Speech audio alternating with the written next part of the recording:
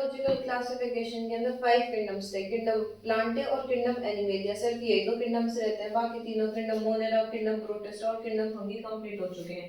तो ये है फोर्थ किंगडम जो कि है kingdom Plantae.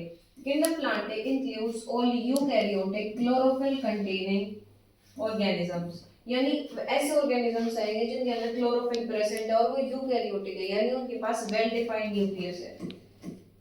Well defined nucleus is present. Well defined nucleus मतलब न्यूक्लियस के ऊपर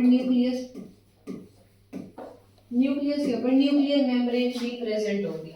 commonly called plants. A few members are partially heterotrophic, कुछ members heterotrophic भी होते हैं जैसे insectivorous plants या फिर parasites, bladder gourd and venus flytrap are examples of insectivorous plants. Insectivorous plants होते हैं जो कि insects को खाते हैं, यानी heterotrophic होते हैं, वो दूसरों के ऊपर dependent है। And Cuscuta is a parasite. Cuscuta एक parasite है, यानी वो भी दूसरे plants के ऊपर मिलता है, उनसे nutrients लेता है वो। The plant cells have an eukaryotic structure with prominent chloroplast. इनके पास क्लोरोप्लास्ट भी प्रेजेंट होते हैं, क्लोरोप्लास्ट प्रेजेंट होंगे इसीलिए उनके पास क्लोरोफिल भी प्रेजेंट होती है। And cell wall mainly made of cellulose, cell wall इनकी सेल्यूलोज की बनी होती है। इनको अगर हम डिटेल में पढ़ेंगे यूकैरियोटिक सेल स्ट्रक्चर को चैप्टर 8 के अंदर। प्लांटे इंक्लूड्स, प्लांटे के अंदर आते हैं एल्गी, ब्रायोफाइट्स, टेरिडोफाइट्स, जिम्नोस्पर्म्स और angiosperms. Life cycle of plants has two distinct life cycle. जो प्लांट्स की लाइफ साइकिल होती है उसके अंदर टू डिस्टिंक्ट फेजेस होते हैं, जो कि पहला है the diploid sporophytic and the haploid gametophytic stage. ये दो स्टेज होती है, क्या तो स्पोरोफाइटिक होगा जो कि डिप्लॉइड होगा, क्या गैमेटोफाइटिक स्टेज होगी जो कि होगी haploid. That alternate with each other, जो कि एक दूसरे के साथ बदलते रहते हैं, alternate. The length of the haploid and the diploid phases and whether these phases are free, living or dependent on others vary among different groups। वो अलग अलग ग्रुप्स में अलग अलग होंगे। लाइक प्लांट्स के ग्रुप्स है ना, algae, bryophytes, pteridophytes, gymnosperms and angiosperms, तो सबके अंदर अलग अलग होगा कि ये दोनों फेजेस फ्री लिविंग है या एक दूसरे के ऊपर डिपेंडेंट है। In plants this phenomena is called alternation of generation. इसे फिनोमेना को हम अल्टरनेशन ऑफ जनरेशन भी कहते हैं। तो उसके बाद जो लास्ट किंगडम है वो है kingdom animalia. This kingdom is characterized by heterotrophic eukaryotic organisms। heterotrophic यानी जो दूसरों के ऊपर डिपेंडेंट होते हैं, जो जितने भी एनिमल्स होते हैं वो अपना खाना खुद नहीं बना सकते, और ये होते हैं यूकैरियोटिक।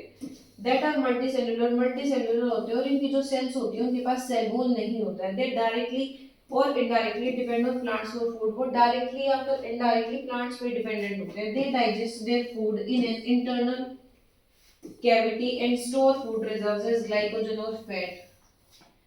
जितने भी एनिमल्स होते हैं वो एक इंटरनल कैविटी के अंदर अपना फूड डाइजेस्ट करते हैं, और उस फूड को स्टोर कैसे करते हैं, एज ग्लाइकोजन और फैट। प्लांट्स अपने फूड को कैसे स्टोर करते हैं, स्टार्च की फॉर्म में। Their mode of nutrition is holozoic by ingestion of food. इनका मोड ऑफ न्यूट्रिशन कौन सा होता है, होलोजोइक होता है। They follow a definite growth pattern, एक डेफिनेट ग्रोथ पैटर्न ये फॉलो करते हैं। Grow into adults that have a definite shape and size, और ये अडल्ट्स में ग्रो करते हैं, उनके पास क्या होता है, डेफिनेट शेप होगा और साइज होगा। Higher forms show elaborate sensory and neuromotor mechanism. जैसे जैसे और बढ़ते जाएंगे तो जो हायर फॉर्म्स होती हैं वो सेंसरी और न्यूरोमोटर मैकेनिज्म भी दिखाती हैं। Most of them are capable of locomotion. Locomotion मतलब वो चल सकते हैं, वो मूवमेंट कर सकते हैं। तो बहुत सारे जो एनिमल्स हैं वो लोकोमोशन के कैपेबल है, वो लोकोमोशन कर सकते हैं। The sexual reproduction is by copulation of male and female followed by embryological, बाद में एम्ब्रियोलॉजिकल डेवलपमेंट होगी। इसके अलग अलग फाइलम्स आती है इसके अंदर, जो कि हम डिस्कस करेंगे चैप्टर 4 के अंदर, जो कि है एनिमल किंगडम। अब उसके बाद viruses, viroids, prions and lichens. The five kingdom classification of Whittaker, there is no mention of lichens and some acellular organisms like viruses, viroids and prions. जितने भी हमने 5 किंगडम क्लासिफिकेशन पढ़ा हमने Whittaker का, तो उसके अंदर viruses, viroids, prions और lichens इनका कोई भी हमने डिस्कशन नहीं देखा।